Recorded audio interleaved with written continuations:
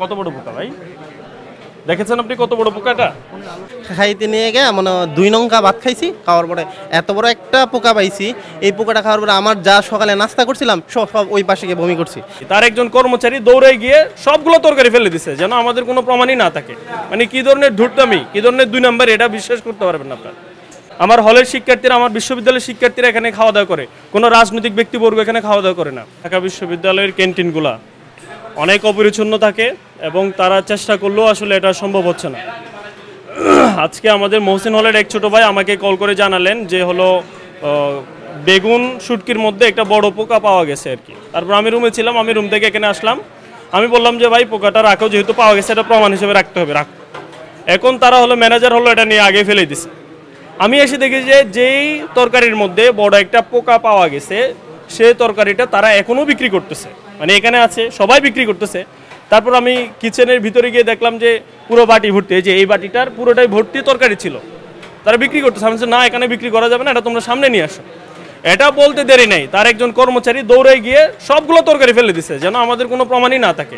মানে কি ধরনের ধূর্তামি, কি ধরনের 2 নাম্বার, এটা বিশ্বাস করতে পারবেন না আপনারা।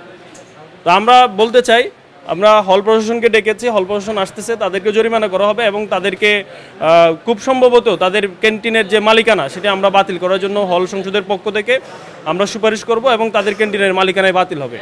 এখানে সূর্য সেন হলে অথবা অন্য হলে কারা বাহির থেকে কে কী বলতেছে সেটা কোনোভাবে ধর্তব্য নয়। এখানে আমার হলের শিক্ষার্থীরা, আমার বিশ্ববিদ্যালয়ের শিক্ষার্থীরা এখানে খাওয়া দাওয়া করে, কোনো রাজনৈতিক ব্যক্তিবর্গ এখানে খাওয়া দাওয়া করে না। কোন নেতা কী বললো সেটা এখানে আসবে না। এখানে আমার ক্যান্টিন থাকবে নিট অ্যান্ড ক্লিন এবং যতভাবে পরিষ্কার পরিচ্ছন্ন রাখা যায়, হাইজিন মেনটেন করা যায়, আমরা তার সর্বোচ্চ চেষ্টাটুকুন করব। এখানে কে কী বললো না বললো এটা আমাদের কাছে কোনো গুরুত্বপূর্ণ বিষয়ই না। আমরা হল সংসদে নির্বাচিত হয়েছি, হলের শিক্ষার্থীরা আমাদেরকে তাদের ম্যান্ডেট দিয়েছে।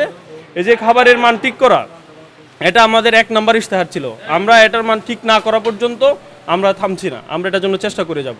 হল প্রশাসন আসছে, হল প্রশাসনের মাধ্যমে তাদেরকে জরিমানা করা হবে। আমি রেজাউল করিম, হাজী মোহাম্মদ মহসিন হলের 21-22 সেশনের শিক্ষার্থী। আমি সাধারণত দুপুরে খাবার এখানে খেতে আসছিলাম। এখন অনেকদিন যেমন বেগুন শুটকি খাই না, দেখে মন চাইছে একটু খাইতে নিয়ে গিয়ে মানে 2 নঙ্কা ভাত খাইছি, খাওয়ার পরে এত বড় একটা পোকা পাইছি। এই পোকাটা খাওয়ার পরে আমার যা সকালে নাস্তা করছিলাম সব ওই পাশে গিয়ে বমি করছি। বমি করার পরে আইসা দেখি এই পোকাটা এখানেও রয়েছে, মানে আছে। পরে আমার পাশে আরেক বন্ধু আছে, আমার 21-22 সেশনের পরিচিত। আমি এই পোকাটা পাওয়ার পরেও ওনারা দেখাইছি, দেখানোর পরেও ওনারা থোড়া মানে এক্সট্রা করে যে খাবারটা দেওয়া হয় ওটা ওকে দিচ্ছে। পরে আমি ওরে বলতে পারতেছি না যে ভাই তুই খাইস না এটার জন্য আমি বমি করলাম মাত্র, ও তো আর পিছনে বমি করতে দেখি নাই। তারপরেও এখনও ভাই আজিজ ভাই, আমি এই হলের বিপি ভাইকে জানানো হয়েছে। জানানো হওয়ার পরেও এই ম্যানেজারকে, এর আগে ম্যানেজারকে জানানো হয়েছে, জানানোর পরেও খাবারটা দেড় বিক্রি করতেছে।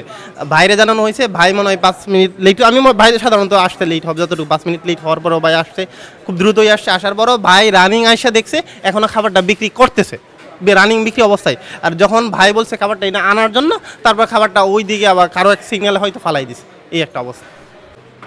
কত বড় পোকা ভাই? দেখেছেন আপনি কত বড় পোকাটা? একটু আগেও আমি দুপুরে খাওয়ার সময়, প্রায় 5 মিনিট আগে খাওয়ার সময় খাবারের মধ্যে চুল পেয়েছি, কিন্তু তাদের কারো মাথায় আমি দেখলাম না যে ক্যাপ আছে। কিন্তু হেলথ হাইজিনকে নিয়ম কিন্তু মাথার মধ্যে ক্যাপ থাকা উচিত, কারো মাথায় ক্যাপ নাই। যদিও আমাদের হল সংসদ থেকে আগে বলে দেওয়া হয়েছে সকল দোকানে এবং ক্যান্টিনের কর্মচারীরা ক্যাপ ইউজ করবে, তারা এখন এটা করতেছে।